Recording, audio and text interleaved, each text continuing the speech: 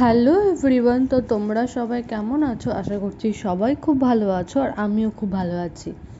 আমরা সকাল সকাল বেরিয়ে পড়েছি বিষ্ণুপুর থেকে জয়রামবাটির উদ্দেশ্যে।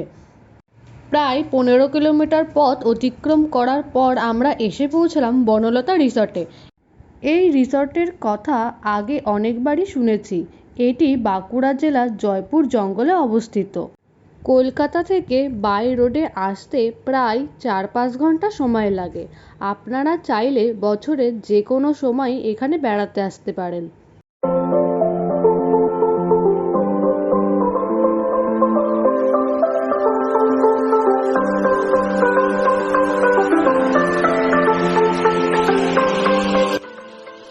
ঢুকেই ডান হাতে পড়বে এরকম একটা বড় পুকুর, যেখানে এরা মাছ চাষ করে।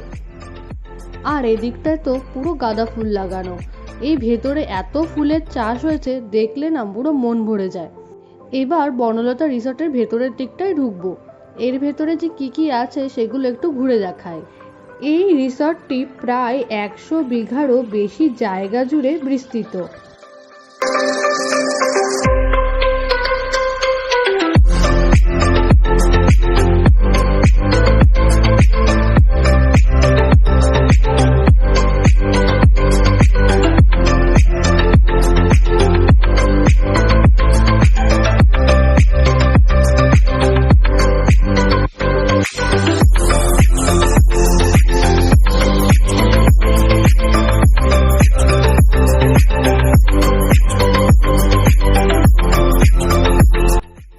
এর মধ্যে ছোট বড় মিলিয়ে প্রায় 2-3টে রেস্টুরেন্ট আছে।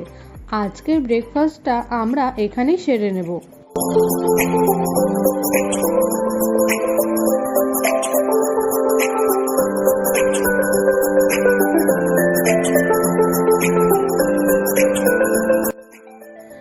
রিসেপশনে কথা বলে আমরা জানতে পারলাম যে 2 থেকে 2,500 টাকার মধ্যে অনায়াসে রুম বুক করে আপনারা থাকতে পারবেন। এখানকার কন্ট্যাক্ট নাম্বার ভিডিওর ডেসক্রিপশন বক্সে দেওয়া আছে। আপনারা চাইলে ফোন করেও রুম বুক করতে পারেন। এখানে একটা ছোট্ট খামার মতো করা আছে, যার মধ্যে হাঁস, মুরগি, এমু পাখিও আছে। এছাড়াও আছে গরু, ছাগল, ঘোড়া, ভেড়া ও বিভিন্ন ধরনের পাখি।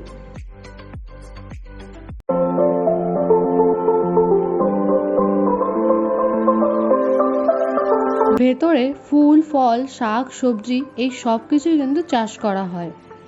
আর এই সব দেখভালের জন্য রয়েছে প্রচুর কর্মচারী।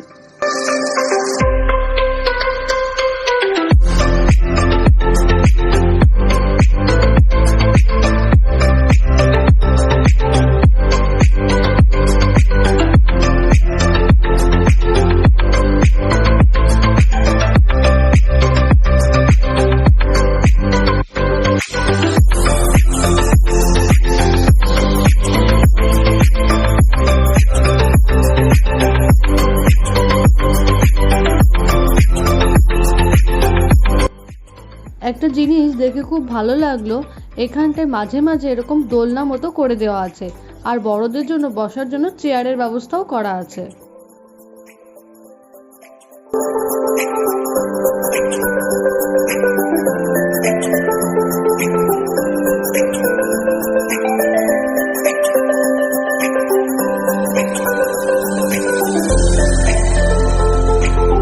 এখানকার মহিলারা এর ভেতরে চাল কুটছে, আর এর ভেতরে কিন্তু পিঠে বানাচ্ছে।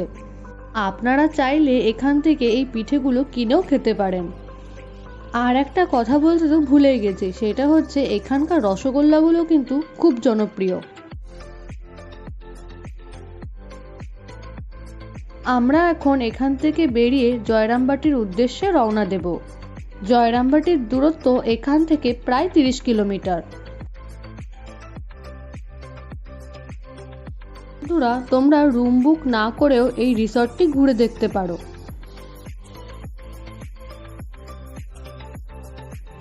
আমরা এখন চলে এসেছি জয়রামবাটির শ্রী শ্রী মাতৃ মন্দিরে। এটি হলো মা শারদার জন্মস্থান। 1853 সালে 22শে ডিসেম্বর শারদা মা এখানেই জন্মগ্রহণ করেন। এই জায়গাটিও বাঁকুড়া জেলার মধ্যেই পড়ে। ভেতরে ঢুকে আমরা জানতে পারলাম যে ফটোগ্রাফি এবং ভিডিওগ্রাফি অ্যালাউ করে না।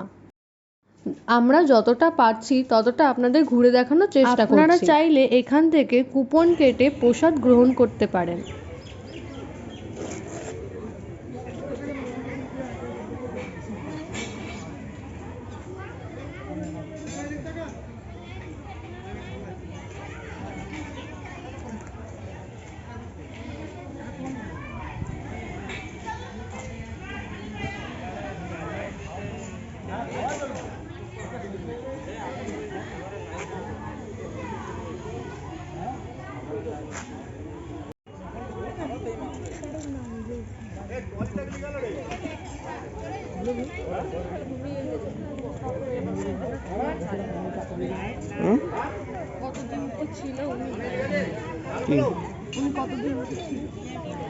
জায়গাটা সত্যি খুব সুন্দর আর শান্ত আর নিরিবিলি। শুধু আমরাই নয়, আমাদের মতো আরো অনেকে এসে এখানে ভিড় জমিয়েছে।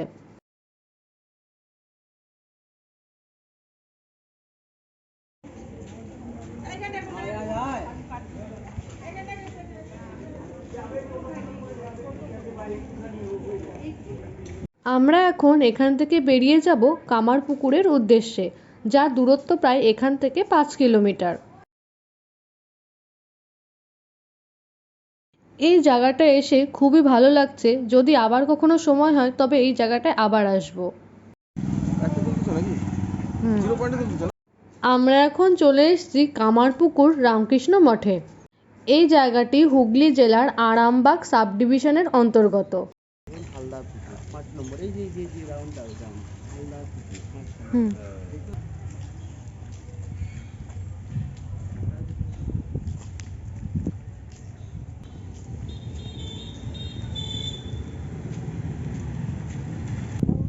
এই জায়গাটিতেই রামকৃষ্ণ পরমহংসদেব জন্মগ্রহণ করেন। দুর্ভাগ্যবশত আমরা যখন এসেছিলাম তখন মঠের গেট বন্ধ ছিল।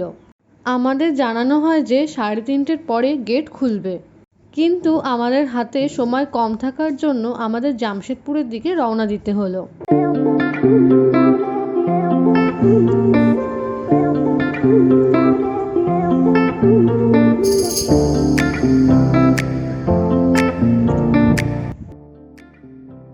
আমরা জামশেদপুরের উদ্দেশ্যে রওনা দিয়ে দিয়েছি। এখান থেকে জামশেদপুর যেতে এখনও প্রায় 6 ঘন্টা সময় লাগবে।